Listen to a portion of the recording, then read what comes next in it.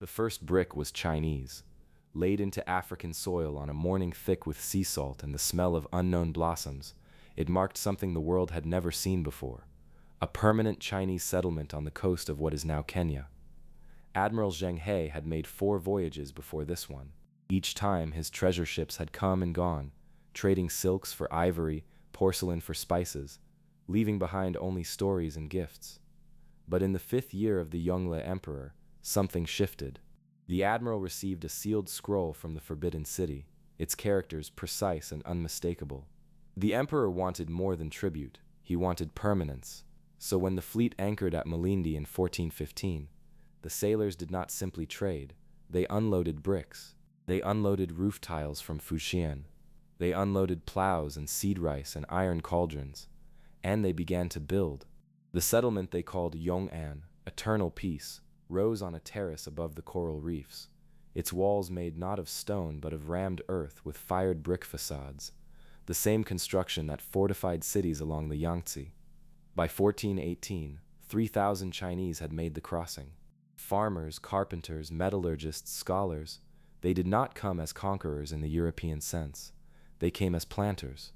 And so the colony drew outward from the coast, not by sword but by seed. Rice paddies were carved into river valleys that had never seen a terrace. Iron plows broke soil that had only known wooden digging sticks.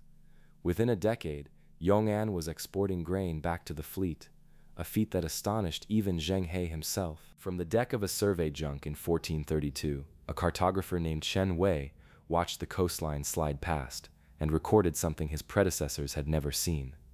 There were pagodas at the mouths of rivers. Red-lacquered bridges spanned creeks where dhows had once been the only vessels, and on the hills above Mombasa, terraced fields rose in steps so precise they might have been lifted from a painting of Guilin.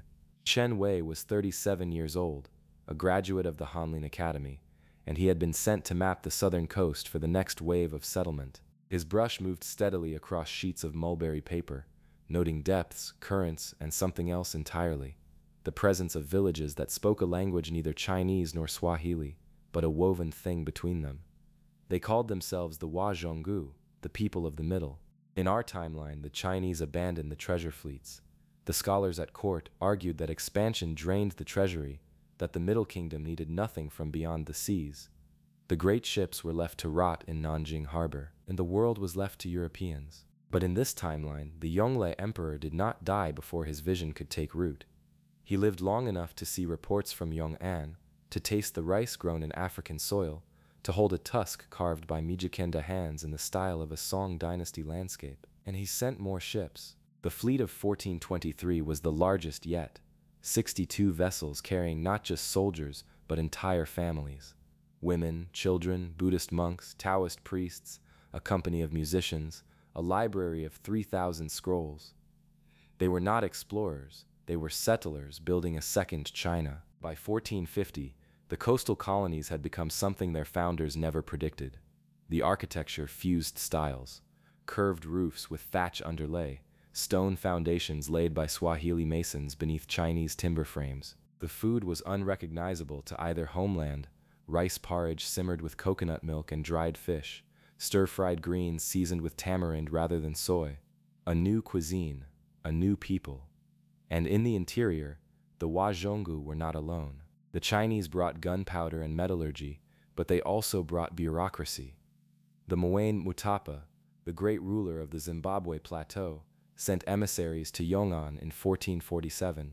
They returned with scrolls describing the Chinese system of census-taking, of standardized weights and measures, of civil service examinations.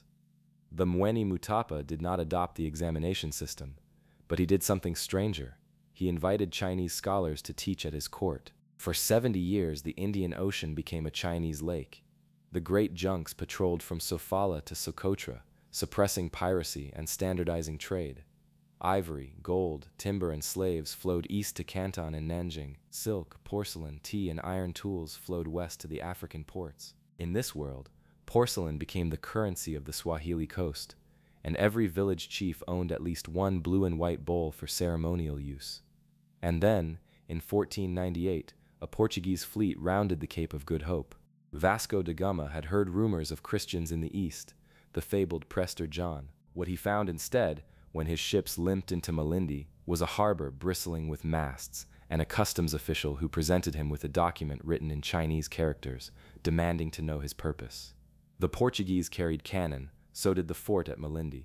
The encounter was tense but peaceful. Da Gama traded for spices and left, his maps now marked with a new notation. The coast of Africa is claimed by the great Ming. He sent reports back to Lisbon that were read with disbelief, then with fear, then with quiet acknowledgement that the world had been divided before Europe ever reached its shores. The European colonization of Africa did not happen, not in the way it did in our timeline. The scramble for Africa in the 1880s became a negotiation, not a conquest, because the eastern half of the continent already had a government that had been administering ports, collecting taxes, and issuing passports for 400 years. The Berlin Conference of 1885 included a delegate from the Empire of the South Seas, a nation born from those first bricks at Yongan, speaking Mandarin as its diplomatic language. In the 21st century, the Afro-Chinese world stretches from Mogadishu to the Cape of Good Hope, a crescent of cities where the street signs are written in characters and the airports are named after Zheng He. The largest university in the southern hemisphere is in Zanzibar City, and its library holds scrolls that trace the lineage of families who have been both Chinese and African for 6 centuries. The DNA of that world is woven from 2 ancient threads, none of which happened in our timeline. In our world, the bricks stayed in the kilns, the scrolls stayed sealed, the fleet rotted at anchor while the oceans were left to others. But imagine for a moment the taste of that first rice harvest, the sound of a Chinese flute in a Swahili marketplace, the sight of a pagoda against an African sunset. If this glimpse of a different world stirred something in you, we explore new branches of history every week. Subscribe to join the next voyage. The ships are waiting. Until the next divergence, sleep well.